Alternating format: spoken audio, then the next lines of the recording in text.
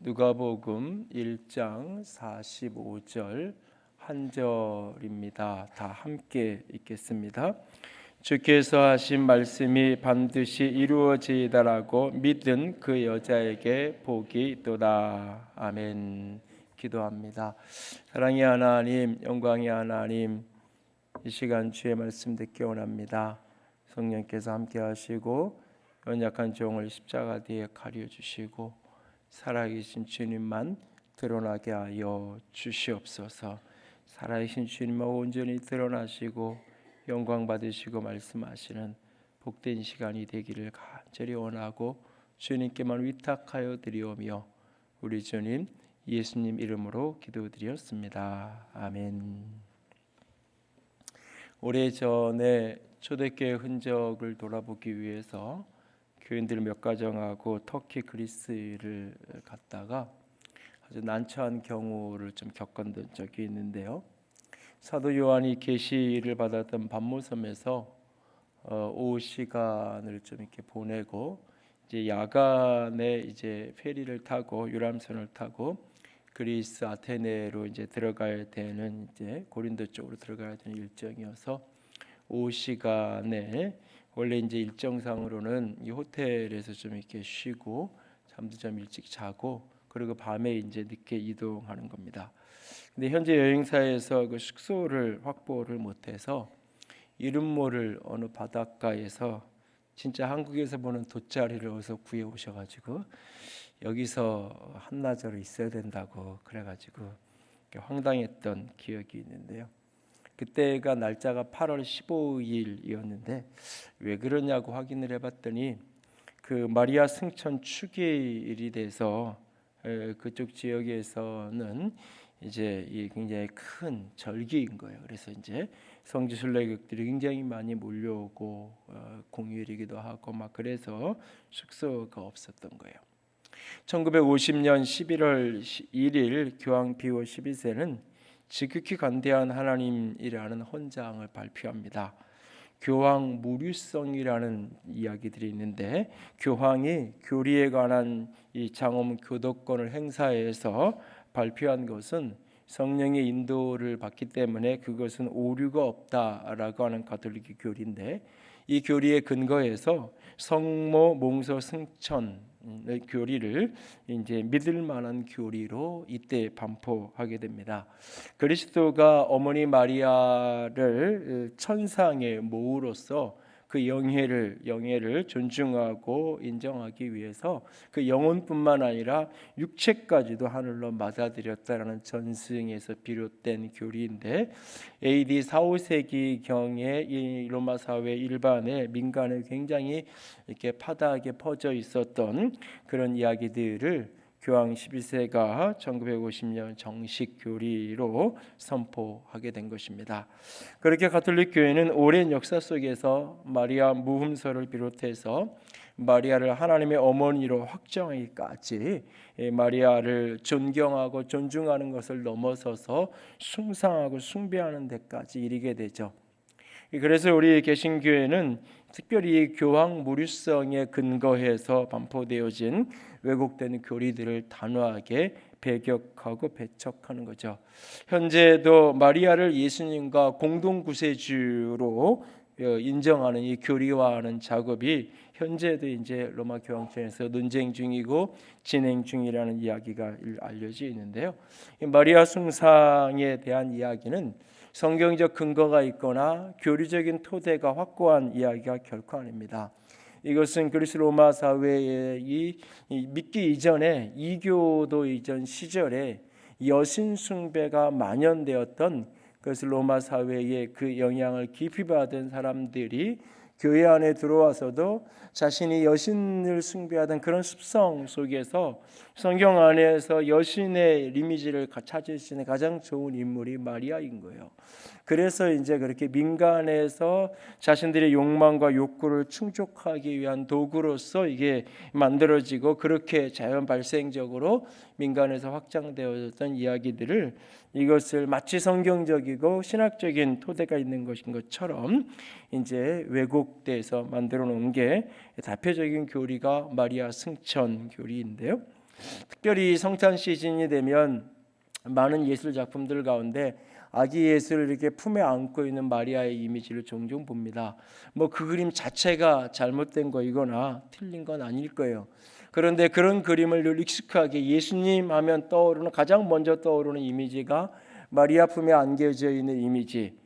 대부분의 유럽의 성당 같은 경우는 중앙 아랫부분에 예수상이 있고 그 위에 이제 마리아 상이 있는 경우가, 이런 그림들이 그려져 있는 경우를 많이 보는데, 그런 그림들이나 작품들이 주는 이렇게 이미지를 통해서 우리에게 주는 메시지는 뭐냐면, 그 예수님께 가까이 가고 예수님께 무엇인가 마음을 전달하고, 그래서 예수님으로부터 어떤 응답을 받으려면 자연스럽게 예수님의 어머니를 통해서 가면, 예수님의 어머니를 통할 수 있다면 훨씬 더 자연스럽고 조금 더 쉬울 수 있지 않을까, 이런 이미지를 자연스럽게 우리에게 심어주면서 마리아의 숭상의 어떤 왜곡으로 나가게끔 만들 수도 있습니다. 그래서 그런 이미지나 작품들을 주의해야 되고, 개신교회가 성상이나 그런 어떤 성경 인물들을 그림으로 만들어 놓은 것들을 이렇게 예배당 안에 걸고 장식하는 것에 대해서 부정적인 이유이기도 하죠. 그럼에도 불구하고 하나님의 아들이 이 땅에 오는 데 있어서 마리아라는 인물이 해왔다는 믿음의 반응, 믿음의 응답, 그것은 성경이 우리에게 가르쳐주는 만큼의 수준에 있어서는 또 우리도 정직하게 인정을 해야 할 필요는 있을 겁니다. 천사 가브리엘에게 수태고지를 받은 마리아가 이 나사렛에서부터 유대 산지로, 오늘 본문에는 산골이라고 표현한 엘리사벳이 있는 곳으로 가서 이 임신 6개월째인 엘리사벳을 문안하게 되어집니다.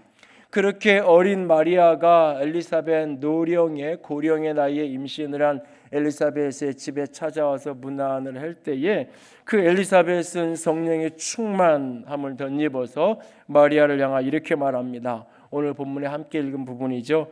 주께서 하신 말씀이 반드시 이루어지이다라고 믿은 그 여자에게 복이 있다라고 말씀하십니다.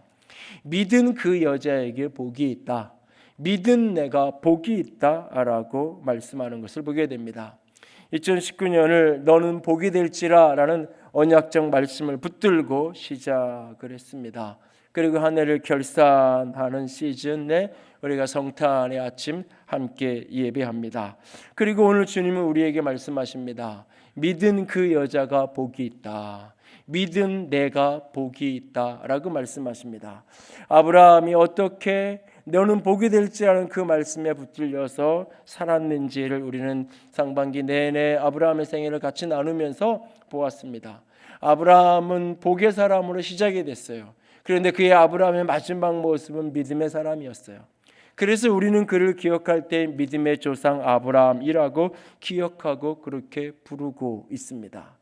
너는 복을 받고 너는 복이 있고 복이 되는 사람이 되어야 한다라고 말할 때, 그 복이 되는 사람이 되어지는 과정, 그게 어떤 과정이냐, 결국 믿음의 과정이었던 것을 보게 됩니다. 아브라함의 인생에 수많은 곡절이 흘러가지만 그 모든 과정을 거쳐가면서 그는 믿음의 사람으로 우뚝 섰어요. 그 믿음의 사람으로 우뚝 선 그를 가리켜서 우리는 복이 된 사람이라고 말씀하고 있습니다. 복 있는 사람, 복이 되는 사람, 그는 바로 믿음의 사람입니다.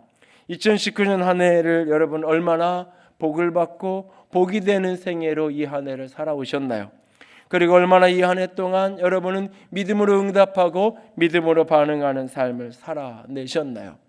복을 받고 복이 되는 사람, 그런 사람은 믿음의 사람입니다. 상반기 내내 아브라함을 나누었던 그 아브라함을 다시 떠올려 볼 수 있기 원합니다.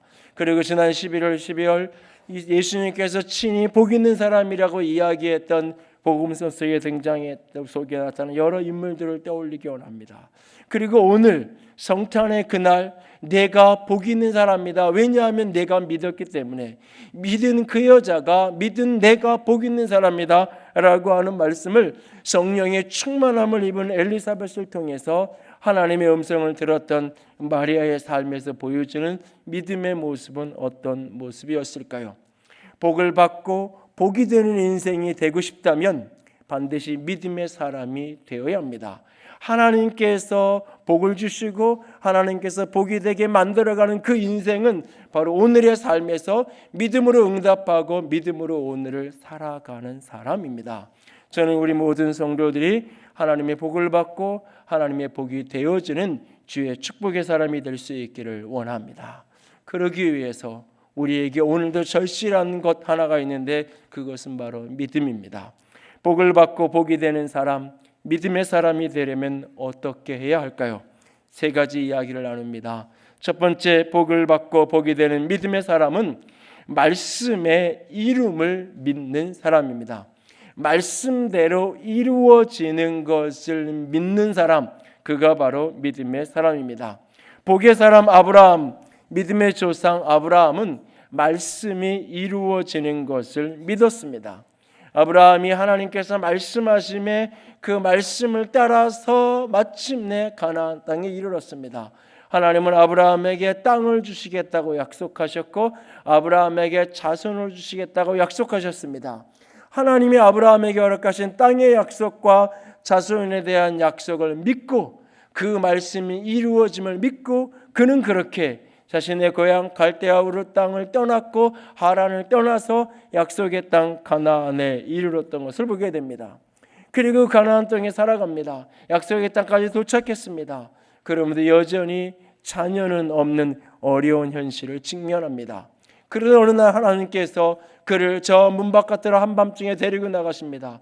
밤하늘에 수많은 별들을 보이시면서 하나님이 말씀하십니다. 내가 저 수많은 밤하늘의 별들처럼 내 자녀들을 저렇게 내가 풍성하게 많게 해주겠다라고 내 자손들이 그런 한 나라를 이루고 큰 민족이 될 것이라고 말씀하십니다. 그때 하나님이 밤하늘의 별을 보여주시면서 하셨던 그 말씀을 아브라함은 그냥 받아들였어요.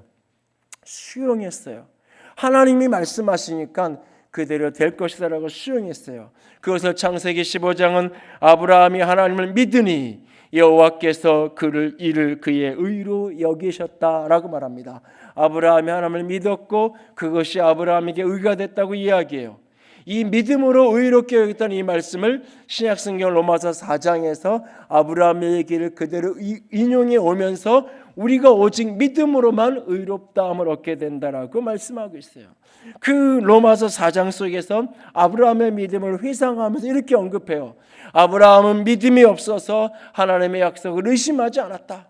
아브라함은 믿음이 없어 하나님의 약속을 의심하지 않고 믿음으로 견고하여져서 하나님께 영광을 돌리고 약속하신 그것을 능히 이루실 줄을 확신했다, 믿었다라고 말합니다.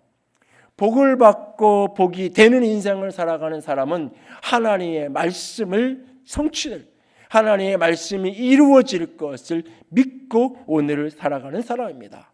그날 천사 가브리엘이 하나님의 보내심을 받아서 갈릴리 나사렛 동네에 그 한 사람 요셉과 약혼하여 있는 정혼한 관계에 있는 마리아를 찾아옵니다.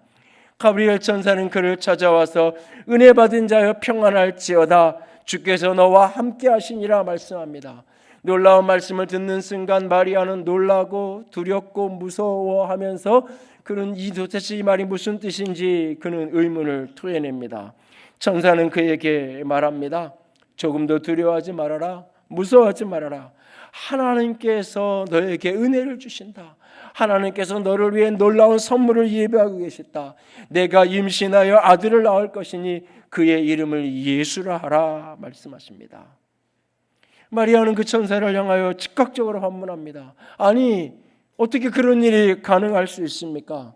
그럴 수 없습니다. 나는 남자를 알지 못하는 사람입니다. 나는 남자와 잠자리를 해본 적이 없는 그런 사람입니다. 천사는 그를 향하여 이야기합니다. 성령께서 너에게 임하셔서 지극히 높으신 이의 능력이 내 위에 머물게 될 것이다. 성령이 너에게 임하시고 하나님의 능력이 너에게 머물러서 내가 아이를 낳을 것이다.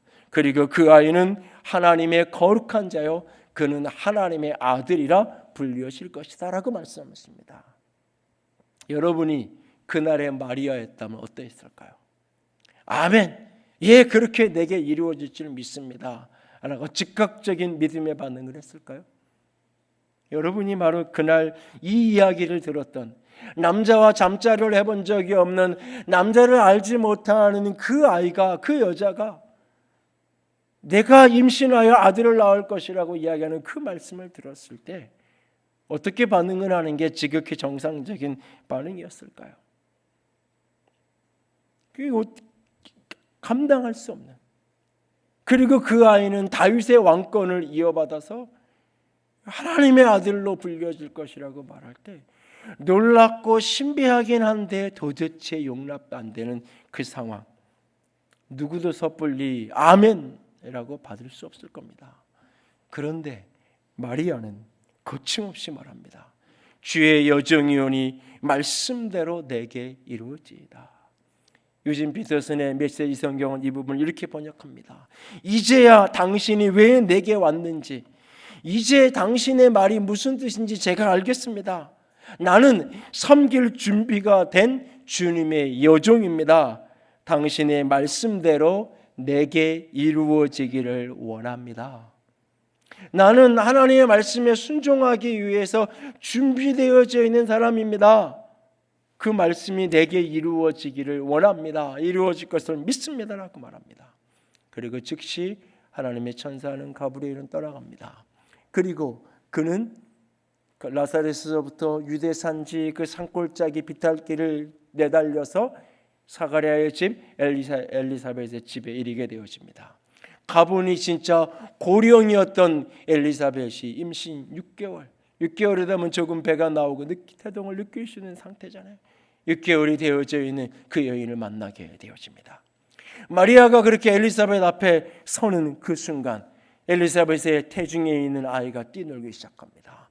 그리고 엘리사벳은 성령에 충만하게 사로잡힙니다. 그리고 그는 그 마리아를 보면서 이야기합니다. 그대는 참 복 있는 사람이다. 그대가 복 있는 여자다. 복 있는 여자다.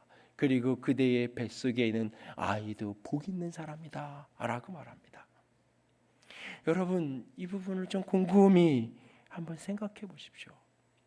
그러니까 마리아가 믿음으로 받아들였어요. 내가 임신하여 성령의 능력이 임해서 아들을 낳게 될 것이라는 말씀을 믿음으로 받았고, 그래서 내게 그렇게 이루어질 걸 내가 믿습니다 라고 했어요. 그러나 자기 자신에게 어떤 말씀이 이루어진다는 자각 증세가 없어요. 말씀을 믿었지만 그 말씀이 내게 하나님의 약속대로 성취된다는 어떤 증거도 자각 증세도 자신에게 존재하지 않아요.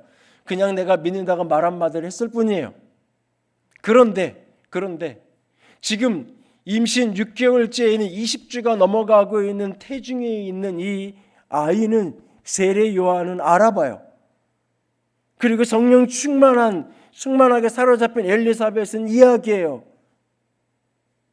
마리아가 결혼을 하고 마리아가 누구랑 살고 있는, 그래서 몇 년째 아기 낳고 싶어서 기도 제목으로 기도하고 있던 그런 여인이 아니잖아요. 그런데 그를 보자마자 내가 복 있는 사람이다. 복 있는 사람이다.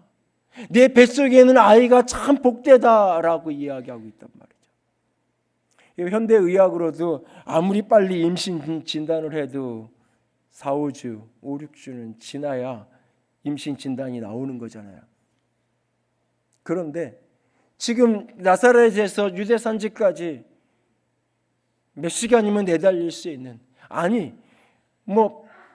너무 거리가 멀어서 또 가는 길이 비탈길이 힘들어서 하루에 안 나가고 2, 3일이 걸렸다 쳐도 지금 수태고지를 받고 몇 주가 지나지 않은 그 며칠, 하루 이틀, 2, 3일 그 상황이잖아요.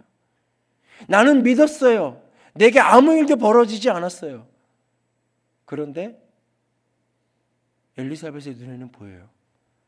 하나님의 눈에는 보여요. 이미 약속이 이루어졌어요. 이미 말씀은 성취됐어요. 생명이 잉태됐어요. 3개월 동안 마리아는 그 집에 머물러 있어요.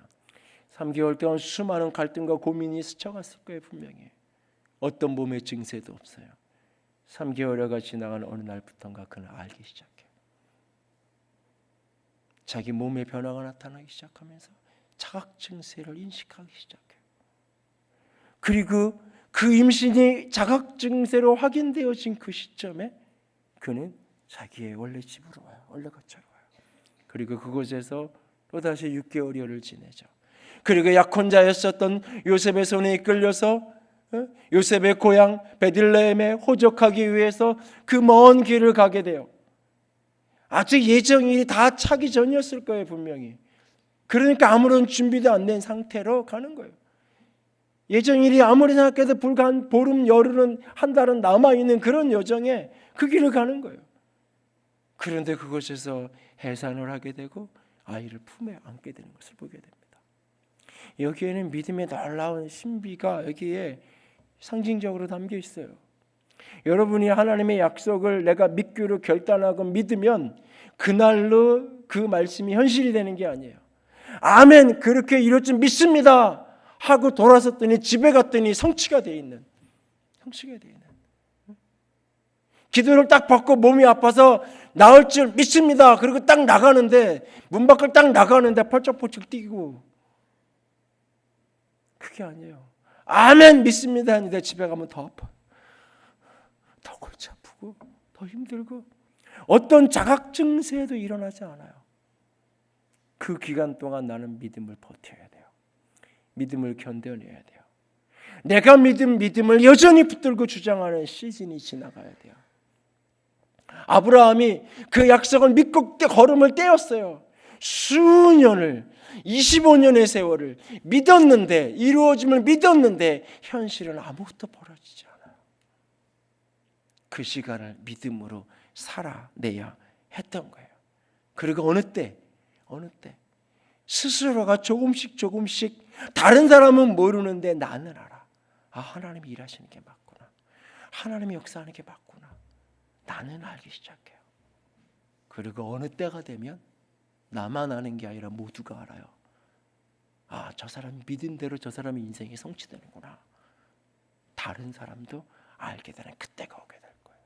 그날까지 믿음을 포기하지 않고 붙들고 걸어가는 것, 그것이 말씀이 이루어진다라고 믿는 믿음이에요. 그 사람이 하나님의 약속이 성취되어지는 복을 받게 되고 복을 되어지는 인생을 살아가게 되는 거예요. 20여 년 전 아버님에게 신앙을 이렇게 가르쳐 주셨던 한 장로님이 교회를 개척하고 얼마 되지 않은 몇 년 안 된 어느 날 찾아오셨어요. 미국에 이민 가셔서 오랫동안 미국에 계셨던 분인데 한국에 다니러 나오셨다가 잠시 교회를 찾으신 거예요.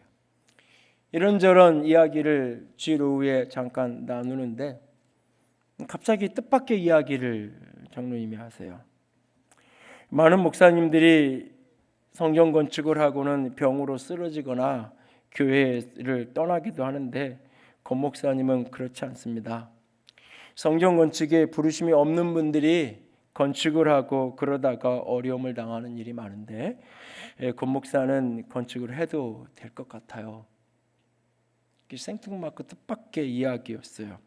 전혀 어떤 계획도 없고 소원도 없던 시절, 오히려 성전이라는 말이 귀에 거슬려서 더 이상 우리 시대의 건물로서의 성전으로는 존재하지 않는다는 것, 성전은 그리스도의 공동체요, 성전은 그리스도인의 몸이 성전인 것을, 건물을 성전이라고 이야기하는 것 자체를 굉장히 이렇게 힘들어하던, 지금도 여전히 사실 부담스러운데 그 이야기를 하시니까 건물을 짓는 것도 역시 부정적이었던 시절이었으니까 그냥 그래도 어르신이 이렇게 어떻게 연결 찾아오셔서 이야기하시니까 덕담을 하시나 보다 하고 그냥 이렇게 웃기만 하고 예 그리고 이제 감사하다 그러고 기도 한번 해달라 그래서 기도해 주시고 그리고 이제 가셨는데, 그리고 10여 년이 지나서 생각도 바뀌고 하나님께서 소원도 주셔서 느헤미야 프로젝트라는 이름으로 기도하게 하시고 교인들이 같이 마음을 모게 하시고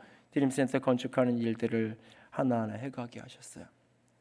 현실이 답답하고 특별히 건축을 부담스러워하고 힘들어하면서 이렇게 흔들리는 성도들의 모습을 이렇게 볼 때면 마음이 참 힘들고 생각이 많아지고, 이게 맞나? 지금 같은 시대에 이게 맞나?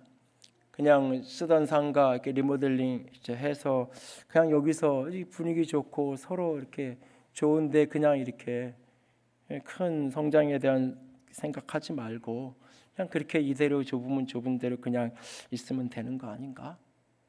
그러면서도 마음 깊은 곳에 특별히 주일날 한번 예배드리는 공간을 위해서 주중에 텅텅 비워놓는 공간에 수십억을 들여서 뭔가를 하는 것 자체가 굉장히 죄스럽기도 하고 부정적이던, 그래서 강당이나 체육관이나 이런 데를 빌려서 주일날 예배만 쓰고 교회 공간은 주중에 기도해야 하고 성경 공부할 수 있는 작은 필요의 공간만 있으면 되는 거 아닌가? 뭐 그런 생각에 그런 곳이 인근에 없나 찾아다니고 그러던 제 밑에 내면에 깊은 사고의 틀이 있어서 괜한 일을 시작했나 이런 어떤 힘듦에 괴로움이 있던 어느 날 기도를 곰곰이 혼자 제 방에서 하고 있는데 문득 그 장로님이 저희 교회에 와서 제 방에 있던 장면이 떠오르는 거예요.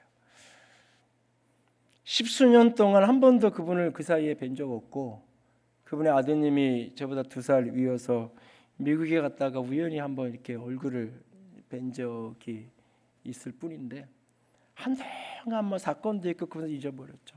그런데 그날 마치 그게 어제 있었던 일들처럼 그 목양실의 분위기, 그때 마신 차, 그 장면이 그대로 생각이 나는 거예요. 그분이 말씀하는.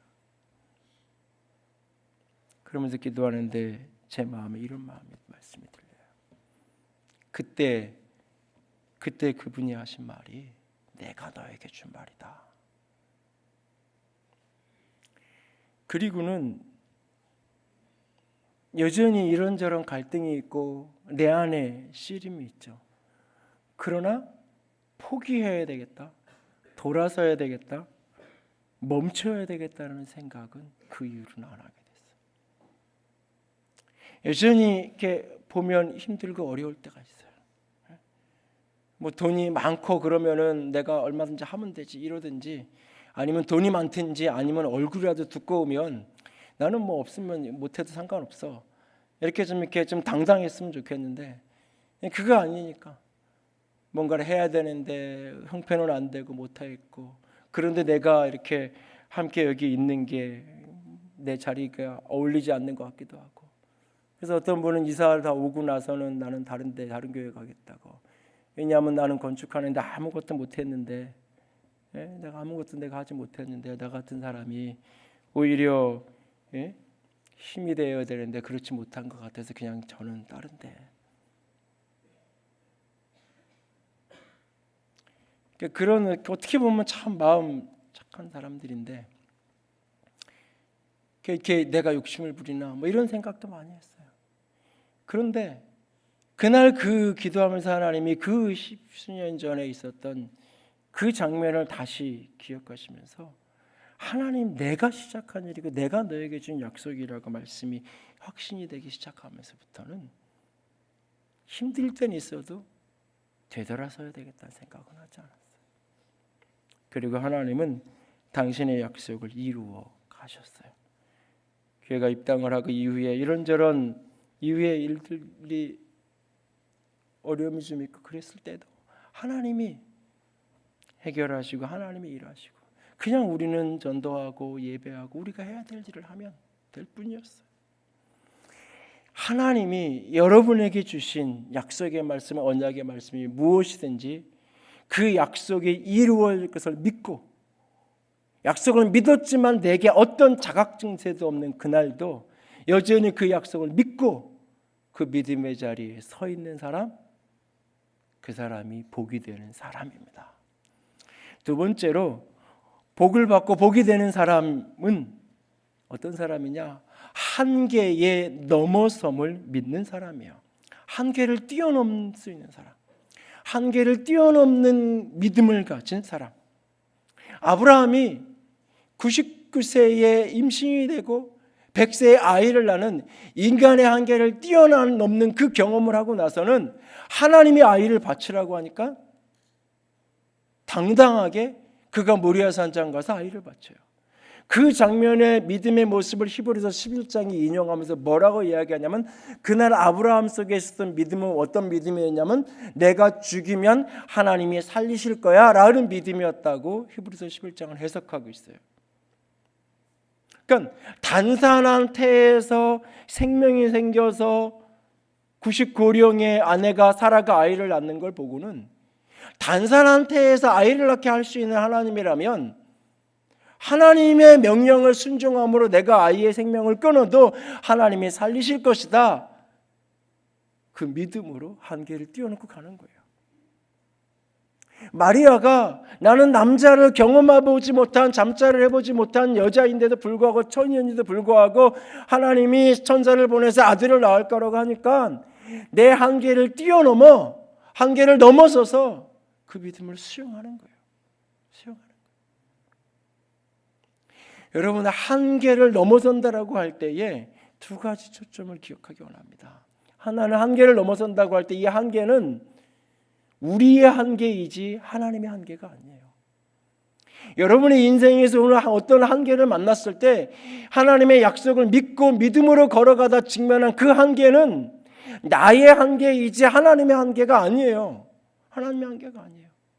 그러니까 마리아가 자신의 한계를 이야기해요. 나는 남자를 경험해보지 못한 사람입니다라는 한계를 이야기해요. 그러니까 천사가 그에게 뭐라고 이야기하냐면 하나님의 말씀은 능하지 못함이 없다. 이것을 메시지 성경에서는 하나님에게 불가능은 없다라고 말씀하고 계세요.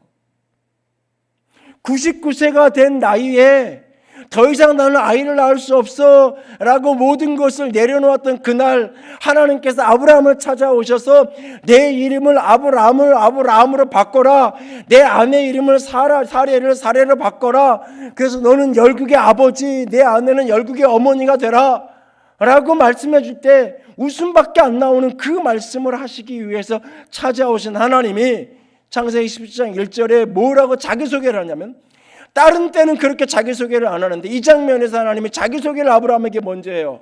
나는 전능한 하나님이다.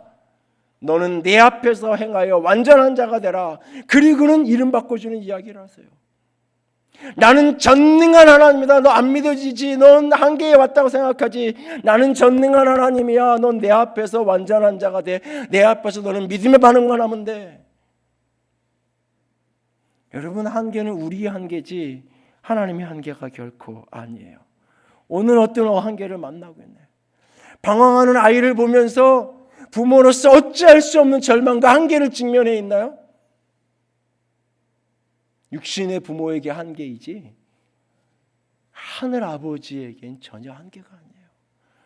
오늘도 깨어진 관계가 회복됐으면 좋겠는데 도저히 회복되지 않는 한계 속에 오늘 내 마음이 열리지 않고 도저히 손을 내밀 수 있는 용기가 생기지 않은 자기 자신 앞에 절망하고 계시나요? 아니요. 그건 나의 한계일 뿐이에요. 하나님의 한계가 아니에요. 한계를 넘어선다고 할 때 기억하세요. 우리에게 한계인 것이 하나님에게는 한계가 아니에요. 그리고 또 하나, 한계를 넘어서고 할 때 이것은 능력의 한계가 아닌 생각의 한계예요. 여러분이 우리가 한계라고 느끼는 대부분은 능력의 한계가 아니에요. 사실은 생각의 한계예요. 생각의 한계. 생각이 갇혀 있으니까 해보지도 않는 거고, 생각이 갇혀 있으니까 결국 걸어가지 못하는 거예요. 생각이 열려요. 생각이 열려요. 생각이 갇혀 있으니까 하나님, 이 엘리에셀 같은 사람, 우리 집에 있는 이 종을 좀 입양해서 내가 아들로 이어가면 안 되겠나요? 생각이 더 이상 아이 못 낳을 것 같으니까 이 비록 첩이지만 하갈에서 낳은 이스마엘이 있는데 이스마엘이나 좀 잘 살게 해주세요 하나님.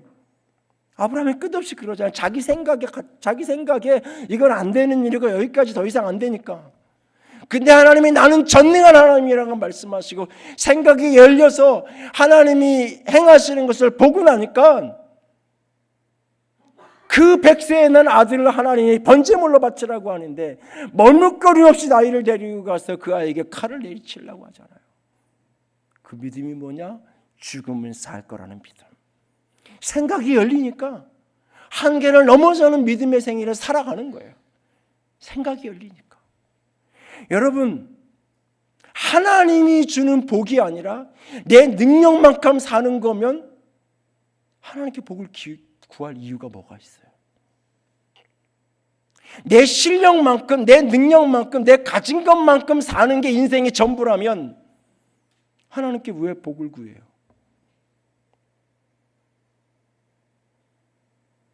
내 능력으로 내 한계를, 하나님 그분에게는 한계가 아니기에 이 생각을 열고 내가 그를 바라보는 거잖아요. 저는 처음 목회하고 한 10년은 20대 후반 30대 초반에 나는 지금 공부해야 될 때인데, 내가 지금 왜 여기에 지금 목회를 하고 있지? 끊임없이 그 생각이 나를 가둬뒀어요. 언젠가 기회가 되면 어떻게든 놓고 나는 가서 공부하고, 공부를 20, 30대는 공부하고 한 40 정도 돼서 교회도 시작하고 목회도 시작해. 이것이 정상적인 자연스러운 건데, 내가 뭔 정신으로 내가 26에 개척을 한다 그러고, 내가 이 생각이 끊임없이 나를, 근데 그 생각을 딱 열고 나니까 공부는 학위가 아니에요. 공부는 학위증이 내가 공부한 증거가 아닌데, 공부해야 되는 건 맞아요. 그런데 학위가 내가 공부해야 되는 게 아닌데, 나는 생각에 갇히니까 학위를 하는 게 내 공부의 전부인 줄 착각한 거예요. 끊임없이 스스로를 괴롭히는 거예요. 생각이 건축은 안 돼. 지금 같은 시대는 그게 아니야. 상가에, 체육관에, 강당에, 그게 맞아. 생각이 일주일 내내 비워두는 건물, 여기에 수십억 들여서 무엇인가 하는 거 옳지 못하. 생각이 닫혀 있으니까 길도 안 열리는 거예요. 생각이 열리기 시작하면서 하나님이 보여지게 하시고 만나게 하시고, 능력이 있어서? 아니요. 능력이 아니에요. 마리아는 처녀가 아이를 가지는 능력을 가진 초능력의 사람이 아니에요. 마리아에게 약속이 이루어지기 위해서 그가 초능력을 개발해야 되는 게 아니에요. 남자랑 관계없이도 아이를 임신할 수 있는 현대의학과 과학으로도 해결할 수 없는 그 어떤 능력을 가져야만, 내가 그런 능력자가 되어야만 약속이 이루어지는 게 아니에요. 나는 생각을 열면 돼요. 그러면 한계가 없는 그분이 일하시는 거예요. 내가 하나님을 믿는다는 것은 내 생각을 여는 거예요. 며칠 전에 기도는 내 생각을 하나님의 생각으로 치환하는 거라고 그랬어요. 내 생각이 내려놓아지고 하나님의 생각이 내게 치환되는 그 순간 바로 믿음의 현장이에요. 그게 바로 하나님의 생각이 나를 덮을 때 그 생각을 내가 품는 것, 그것이 믿음이에요. 오늘도 저와 여러분이 복이 되기 원하나요? 복이 된 인생을 살아가기 원하나요? 약속의 말씀의 이름을 믿을 뿐만 아니라 그 약속의 이름 속에 한계를 넘어서는 역사를 믿음으로 바라볼 수 있기를 원합니다. 우리의 한계이지 하나님의 한계가 아닙니다. 우리의 능력의 한계가 문제가 아니라 우리의 생각의 한계가 가장 큰 걸림돌입니다. 그 한계를 넘어서십시오. 그리고 세 번째로 은혜의 돌보심을 믿는 것, 그것이 복이 되는 믿음입니다. 은혜의 돌보심을 믿는 것. 창세기 아브라함 이야기를 읽어가다 보면 21장에 이삭을 낳는 부분에 이르러서 뜻밖의 구절을 만나요. 하나님이, 여호와가 말씀대로 사라를 돌보셨다. 여호와께서 말씀대로 사라에게 행하셨다라고 말해요. 사라를 돌보셨다. 언젠가 기회 되면 아브라함의 생애를, 성경의 많은 인물들을 그렇게 이렇게 조연처럼 등장하는 인물들, 아브라함의 생애에 함께했던 사라의 시선으로 그 믿음의 생애를 한번 보고 싶어요. 믿음 좋은데 유약하고 믿음 좋은데 우유부단하는 그런 남편하고 사는 아내, 참 쉽지 않았을 거예요. 자기는 아이를 못 갖는데 남편이 다른 여자에게서는 아이가 임신되어지는 그 순간 문제는 100% 다 나한테 있는 거잖아요. 그 모든 것을 짊어지고 살아야 되는 그 여인, 아브라함에게 하나님이 약속하시고 아브라함이 믿음으로 걸은 것 같았는데 아브라함에게 약속이 성취된 그날 성경은 하나님은 사라를 돌보셨다라고 말하고 있어요. 그리고 히브리서 11장에 가면 이 사라를 믿음장의 중심 인물로, 믿음장의 긴 분량을 차지하는 인물로 사라를 다루면서 사라가 믿음으로 단산하였지만 아이를 낳을 수 있는 힘을 얻었다고 성경이 말하고 있어요. 하나님이 그를 돌보시는 거예요. 오늘 본문 속에 마리아도 엘리사벳의 축복을 받고 나서 그가 노래합니다. 마리아의 창가라고 불려지는 노래, 그 노래 속에서 그는 이렇게 말합니다. 주님께서 이 비천한 여종을 돌아보셨습니다. 이 비천한 여종을 주님께서 돌보셨습니다. 그래서 이후에 사람들이 나를 가리켜서 저 사람 복 있는 사람이다 라고 사람들이 일컫게 될 것입니다. 비천한 여종을 하나님이 돌아보셔서 나를 사람들이 복되다, 복 있는 사람이다 라고 말하게 될 거라고 그가 이야기하고 있어요. 노래하고 있어요. 그날 그가 그 모든 약속을 받아들이는 그 순간 그는 미혼모에, 불륜에, 사람들은 이해해 주지 않는 거예요. 여러분 17, 18 된 딸이 어느 날 임신해가지고 와서는 아빠 성령으로 임신됐어 라고 말하면 뭐라 그러실 거예요? 우리 딸 나이인데 제가 대뜸 그럴 거예요. 어떤 놈이야 이러지. 거기다 대고 와 하나님이 우리 딸을 만지셨구나. 누구도 믿어주지 않는 그 모든 짐을 안고 살아야 되는 그 고통과 그 아픔. 그런데 그 모든 것보다 하나님의 은혜가 커. 내가 짊어져야 되는 십자가의 모든 고통보다 하나님의 은혜가 더 크다라는 걸 믿는 것. 은혜의 돌보심을 믿는 것. 그래서 오늘 믿음의 길을 걸어갈 수 있는 거예요. 내가 감당해야 될 믿음으로 걸어가는 여정에서 짊어져야 될 십자가가 어떠한 고난이 있고 어떠한 시련이 있고 힘들고 그 십자가가 아무리 무거워도 그 십자가 위에 있는 하나님의 은혜의 돌보심이 더 크다는 걸 믿으면 그 자리에 서서 끝까지 버티고 그 자리에 서서 끝까지 믿음의 길을 걸어갈 수 있는 거예요. 하나님이 복을 주시고 복이 되게 우리를 세우시는 그날, 그것을 나만 보는 게 아니라 모두가 보게 되는 그 순간까지 그 자리에 머물 수 있는 거예요. 무엇을 믿으면? 은혜로 돌보신다는 걸 믿으면. 하나님이 저와 여러분을, 우리를 은혜로 끝까지 돌보심을 믿음으로 붙들 수 있기를 원합니다. 어제 말씀을 정리하고는 이 마지막에 뭔가 이야기를 하나 더 해야 되는데, 하나님이 믿음으로 가면 진짜 돌보신다는 증거를 이 성경에 있는 이야기 말고 우리 주변에 있는 이야기를 뭔가 하나 하고 말씀을 마무리를 지어야 되는데, 제 안에 계속 갈등이. 며칠 전에 지방에 내려가 있는 한 친구에게 받았던 긴 시간 통화했던 그 전화, 분명히 그곳에 갈 때 하나님이 약속하신 건 믿고 하나님이 말씀을 이루실 건 믿고 순종함으로 믿음으로 떼어서 간다고 수년 전에 갔는데, 현실은 하나님의 약속과는 너무 다른 현실로 돌아가는, 사람도 환경도 다 반대로 돌아가는, 한참을 이런저런 얘기를 하다가 제가 단조롭게 물었어요. 그래서 더 이상 못 이겠다는 거잖아. 그만 올라오고 싶다는 거잖아. 네. 그럼 뭐 그렇게 해야지. 그렇게 하고 그 대신 마무리는 잘 해야 되니까 이렇게 좀 해라. 근데 제가 이 말씀을 펼쳐놓고는 이 마무리를 하고 덮을 수 없었던 이유가, 여러분들에게는 하나님이 은혜로 돌보실 거니까 믿으라고 얘기해놓고, 제가 그 친구한테는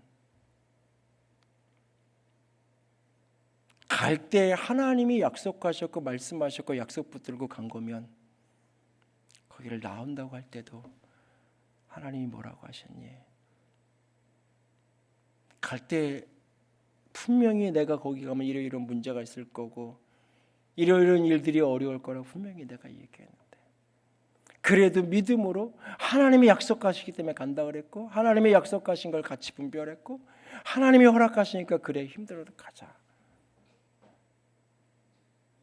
하나님이 이제는 잘했다, 잘 견뎠다, 내가 새 길을 열으니까 너 새 길을 가라. 하나님이 말씀하신 거니? 아니면 네가 못 참겠어서? 네가 더 이상 못 견디겠어서 도망가겠다는 거니? 이걸 묻고 그래도 견뎌 라고 했어야 되는데,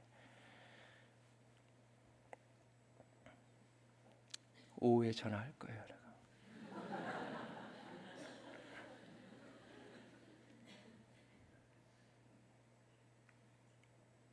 여기 중에 어떤 분이 너무하다 이런 이야기를 속으로 하는 것처럼 들려요. 제 귀에. 지금은 너무하는데 수년이 지나고 나면 아, 그때 잘했다. 하나님의 돌보심을 경험하고 나면 아, 그때 잘했다. 제 인생도, 여러분의 인생도 지난 시절을 보면 그런 순간이 있지 않아요? 지나보면 하나님의 돌보심의 증거가 나타날 때가 반드시 있을 것입니다. 여러분이 복을 받고, 아니 복이 되는 인생을 살아가기 원하는데, 그 무엇보다 믿음의 복을 받은, 믿음으로 인정받는 저 여러분이 될 수 있기를 원합니다. 말씀이 이루어질 겁니다. 한계는 넘어설 것입니다. 은혜로 그분이 우리를 돌보실 것입니다. 찬양합시다. 여기에 모인 우리 주의 은총 받은 자여라. 주께서 이 자리에 함께 계심을, 언제나 주님만을 찬양하며 시험을 당해도 어떤 일을 만나도 내가 이겨낼 것을 믿습니다. 함께 찬양합니다. 여기에 모인 우리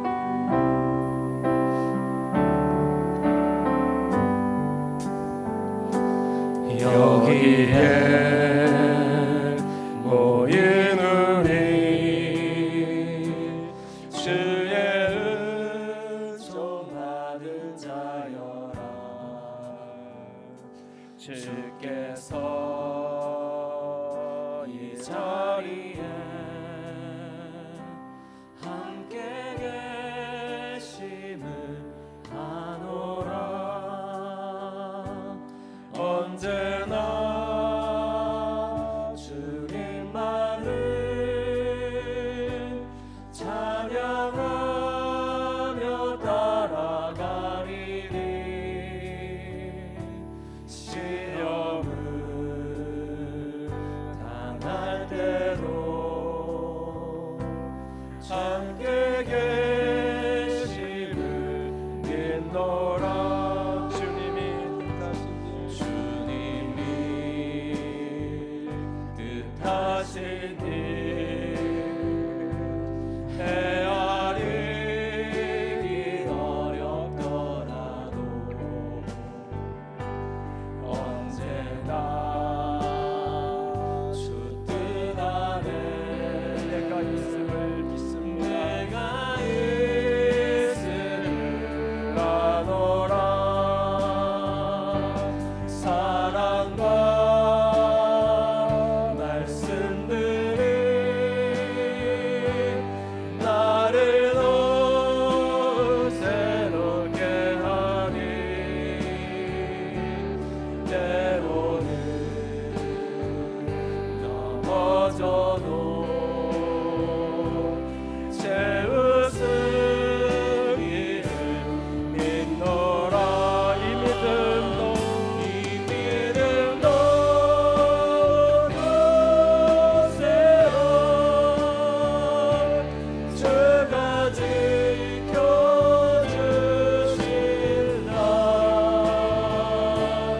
어둠 밤에도 주의 발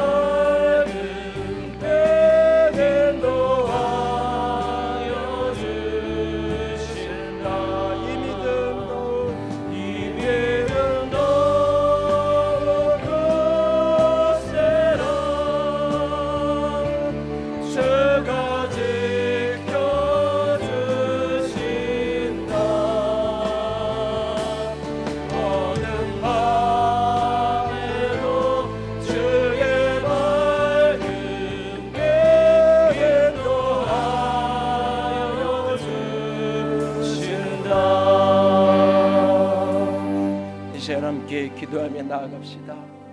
오늘 여러분의 현실이 어떤 한계에 부딪혀 있나요? 그 한계는 내 한계가 아니라 하나님의 한계인 걸 알지만 여전히 나는 힘들고 버겁고 여전히 고단한 현실 앞에 아버지, 내가 주님 믿었는데, 믿고 살기 원하는데 오늘 요동하는 내 믿음 주님 붙들어 주시옵소서. 주님, 믿음 없는 나에게 믿음의 은혜를 허락하여 주시옵소서. 끝까지 버티고 끝까지 견디고 끝까지 이겨낼 수 있는 믿음을 허락하여 주시옵소서. 같이 기도합니다. 사랑의 하나님, 영광의 하나님, 주님만을 찬양합니다. 아버지, 아버지, 아버지, 우리의 마음이, 우리의 온전히 주님만을 바라보며 한 걸음 한 걸음 나아가기를 간절히 원합니다. 아버지께서 이루어 가실 것을 믿습니다. 아버지께서 행하실 것을 믿습니다. 아버지, 나의 마음에 생각이 열리기를 원합니다. 아버지, 믿음 없는 나를 붙들어 주시옵소서. 아버지, 믿음 없는 나를 붙들어 주시옵소서. 오늘도 믿음으로 나아가고 믿음으로 걸어가고 믿음으로 도전할 수 있도록 아버지, 말씀이 이루어질 것을 믿습니다. 말씀대로 이루어질 것을 믿습니다. 한계는 이미 넘어져 갈 것을 믿습니다. 주의 은혜가 우리를 돌보심을 믿습니다. 은혜로 돌보심을 믿습니다. 은혜로 돌보심을 믿습니다. 주님, 나를 붙들어 주시옵소서. 아버지,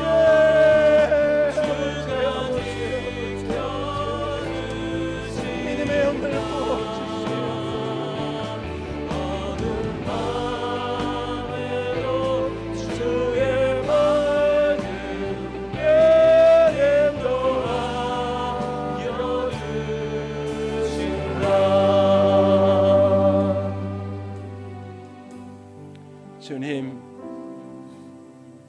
주님이 말씀하시기에 말씀이 이루어짐을 믿고 오늘도 순종의 걸음을 떼기로 작정합니다. 주님, 은혜를 주시옵소서. 수많은 한계를 직면하지만 그것은 나의 한계일 뿐 하나님의 한계가 아님을 믿습니다. 생각이 열려질지어다. 생각의 한계가 끊어질지어다. 아버지 하나님, 내 생각이 내려놓아지고 하나님의 생각이 부어지는 믿음의 은혜를 부어 주시옵소서. 아버지, 당신이 돌보실 것을 믿습니다. 아버지의 돌보심을 믿습니다. 그날 아버지의 돌보심이 현실이 되는 그날 함께 기뻐하는 우리가 되게 하여 주시옵소서. 주님 사랑합니다. 주의 이름으로 축복합니다. 우리 주님 예수님 이름으로 기도드렸습니다. 아멘. 이제는 우리 주 예수 그리스도의 은혜와 하나님 아버지의 놀라우신 사랑하심과 성령 하나님의 교통하시며 기름 부으시는 그 은혜가 믿은 내가 복이 있도다, 이 말씀 듣고 이 말씀에 인정받는 자가 되기를 소원하고 갈망하는 모든 이들 위해 이제로부터 영원토록 함께 있을지어다. 아멘.